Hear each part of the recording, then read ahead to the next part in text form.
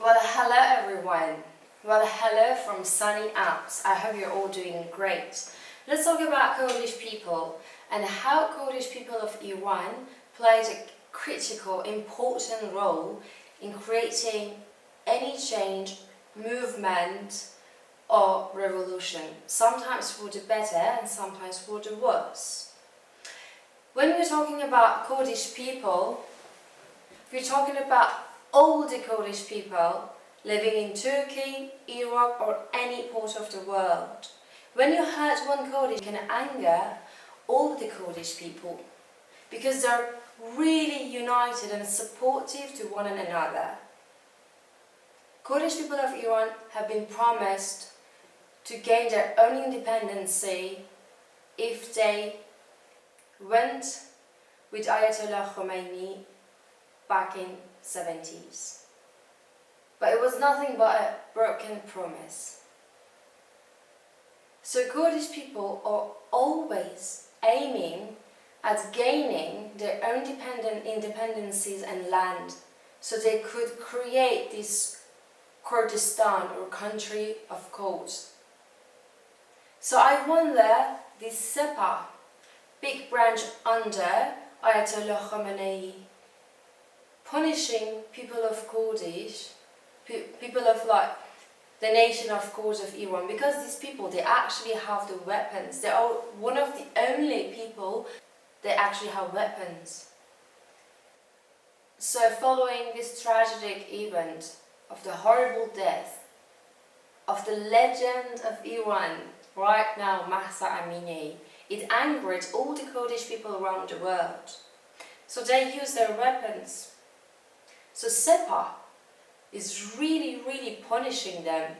But I wonder, are they punishing them or are they pushing them to do something even crazier?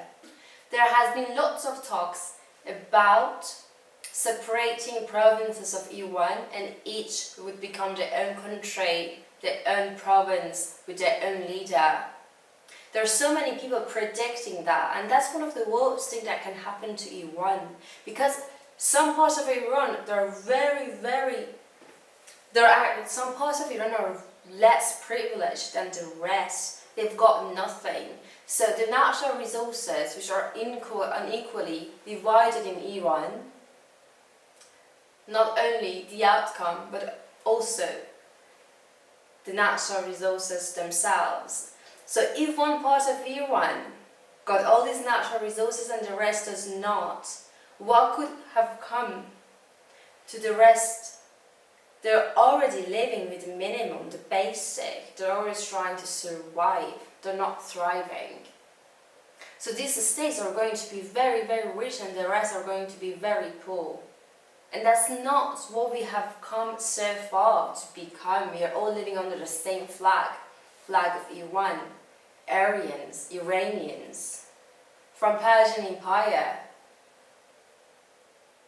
So that's one of the horrible things, and I do not like it when people, they actually promote that idea. And again, because I do not like the thought to get into your head and then you spell it and then we can on the collective manifest it. That's one of the worst things that can happen to Iran. We are all Iranian, Persian, we come under the same flag. We all have to come together. This is the time that we have come together, and nobody should push us. But this is beautiful. One of the most beautiful things that we can see is in Iran right now, all the men and women, they stand together continuously. And Ayatollah Khomeini is keeping it quiet. And he is the only person that he has the key to the door, to the box, to the answer. But he's keeping it quiet. He's in a very tight position. Any decision he's making right now is very critical to the future of Iran, and these events are parallel to all the events that happened before, but this time it has a different taste and smell. Therefore, it's going to have very different outcome. So he's been really take into consideration the consequences of any decision that he's been making. and he's going to make. But he hasn't spoken to the public yet. So the army, one of the army of Iran, Sepah, is like doing everything that they want. It's a it's one of the worst things that could have happened to the government of Iran, and it had been predicted, and it was the only possibility for a change to come out, was to shake Iran from inside, and to put the pressure from the outside, and it just came up. So is this horrible event, accident, going to have a happy ending? But for who? For people of Iran who have been neglected by their own government for more than 40 years? Or by the politicians of outside of Iran who have been gaining interest by these situations, by the middlemen, because the government of Iran does not do the dirty work to take the money from the natural resources outside, or a bunch of other businessmen in the middle. So like one of the worst, I think, because we know about the government of Iran. But how about these middlemen? They're not really part of them, but they became part of them to really like fill their pockets with lots of money.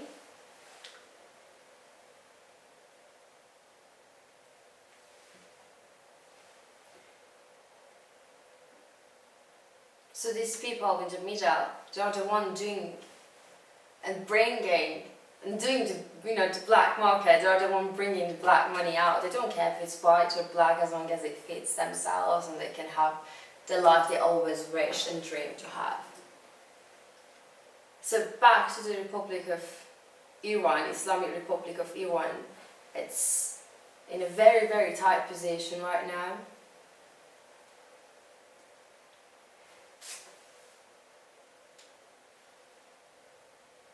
But how many more lives of innocent people have to be sacrificed till a decision is made? Because they are waiting for people to really stop, till they get exhausted, because there is no another power promising people of Iran, hey, we're coming to save you.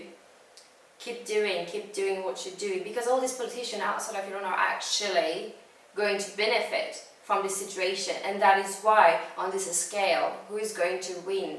Who is going to have the happy ending from this horrible events? Because the politicians, they've been waiting for that, so they're putting Iran in this tight position and asking them for more and more interest. They're sneaky people, and they're greedy, and nothing is ever enough for them.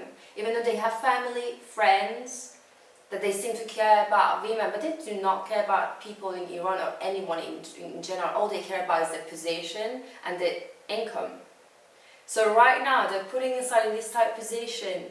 Look, people inside of Iran do not want you. They're exhausted, they're fed up. Do this for me, do that for me. We're not going to help people in Iran. So it's like, who's going to win? Who's going to have this happy ending?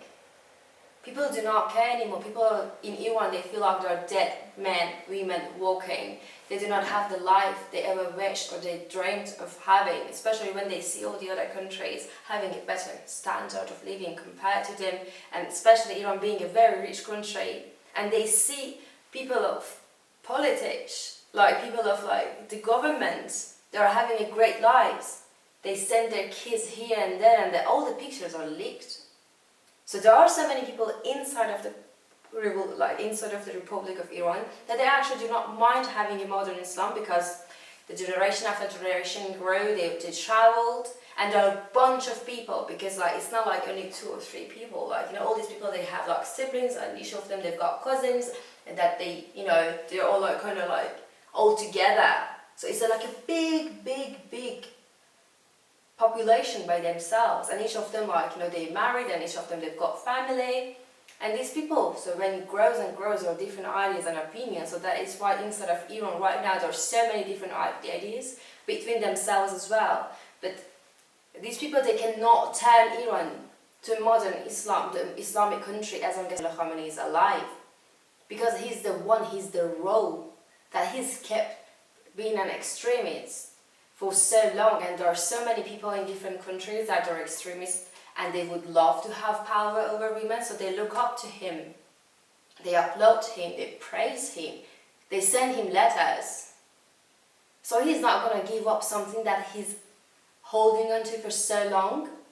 And it's a bond that he had with Ayatollah Khomeini. After the first day he arrived, he made it obligatory for all the women to wear hijab. He's not going to change that. So all the other people are kind of actually just like waiting. And they are drawn to have the modern Islam because they know one day, like today, people are just going to be fed up with all these rules and laws against women. And they do not want to lose their seat, the chair, the desk. They've been known to, they have made their contacts, they've got their own parliament, they've got their own position, they're not going to lose it. So everybody's kind of waiting for a change. But how this change is going to happen? Ayatollah Khamenei is going to really go against his will and say, yeah, you can make it modern, or terrorize more and more people. Who's going to have this happy ending? And this is scary. And thank you for watching, and I'll be having more videos. I will be traveling today. I'm going to Paris, but yeah, I will be trying to post videos. Thank you so much, and see you guys soon.